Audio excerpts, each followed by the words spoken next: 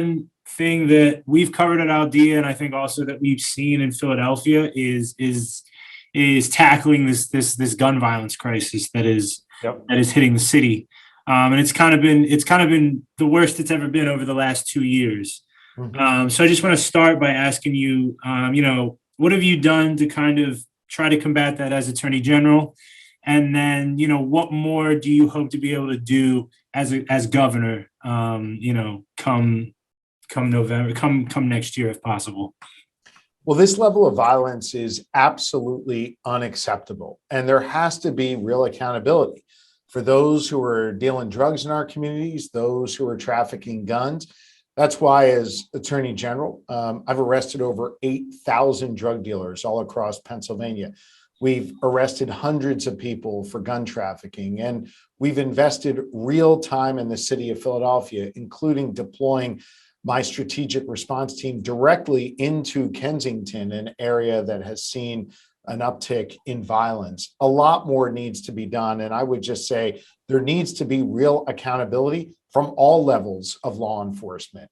If you pick up a gun, if you use it, if you deal drugs, you need to be held accountable and you need to be prosecuted to the fullest extent of the law. So that's number one, making sure we have real accountability in law enforcement. And I've done that as Attorney General. Number two, we need more law enforcement. I've been sounding this alarm for years that we need to put more police on the streets. We are right now short 1,229 municipal police officers.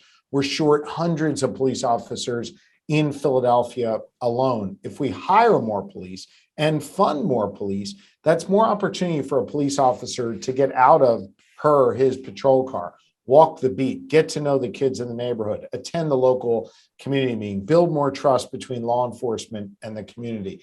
That's really, really critical. So I think accountability and more policing are the first two things. The third issue is being able to deal with the underlying issues that lead to violence in our communities. And as governor, these are things I think we'll be able to tackle effectively, like investing more in our schools so that every child has an opportunity for a quality education, investing more in workforce development and job opportunities, and then understanding some of the root drivers of violence in our community. And I see this every day as Attorney General.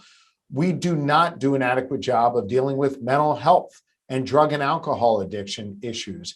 And we simply do not do enough to address systemic poverty. These are issues as governor I'll be investing a lot more resources in. I think combined accountability, more policing, and investing in those drivers of issues that lead to violence are going to help us curtail the level of violence that right now is absolutely unacceptable. Gotcha. Another big thing that has also, kind of been brewing, and the city's done it, but the city's tried it before. But the city has tried to sue the state to kind of get rid of preemption so it can enact its own common sense gun laws.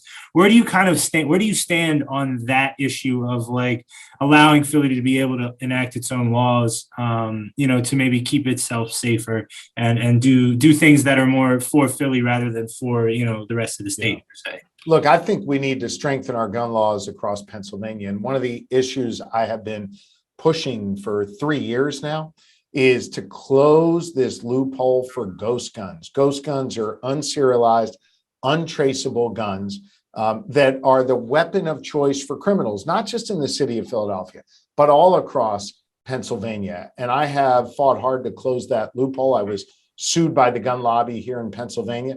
Just last week, President Biden invited me to be at the White House when he announced a federal response to ghost guns. This is what's driving the violence in these communities, these unserialized, untraceable ghost guns. And they're guns you can buy without a background check. Now, listen, certainly we should all be able to agree that criminals shouldn't be able to get their hands on guns.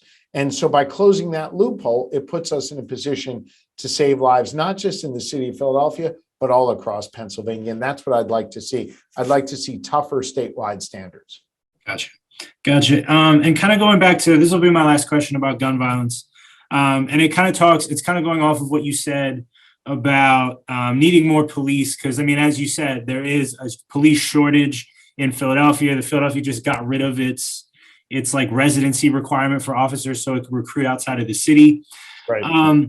But I want to hear your stance on kind of this idea of balancing kind of the way in which we police, right? So obviously the immediate need is to have more officers so people can feel safer in their communities, but there's also kind of, ever since I would say, I mean, even before George Floyd was murdered, but this idea of like rethinking how we do policing and rethinking, how police interact with communities, especially communities of color. So I want to ask you about that kind of balance that needs to be struck, if it needs to be struck at all. Yeah. And tell me how we kind of do that. No, Nigel, you're exactly right to bring it up. And I touched on it before. So let me go a little bit further into it now. Part of the reason why I think we need more policing is, of course, to make sure people are safe in their communities.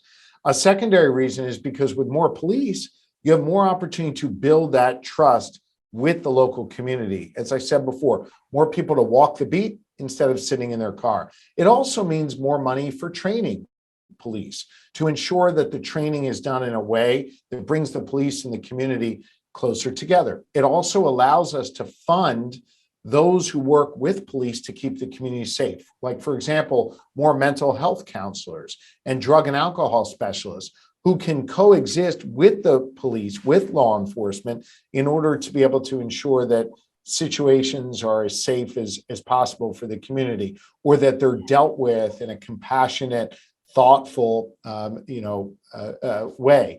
Those are the things that we can accomplish if we invest more in policing. And that's something that I've pushed for as Attorney General. And in my first budget as governor, you will see more of an investment in policing to bring the police and the community closer together and ensure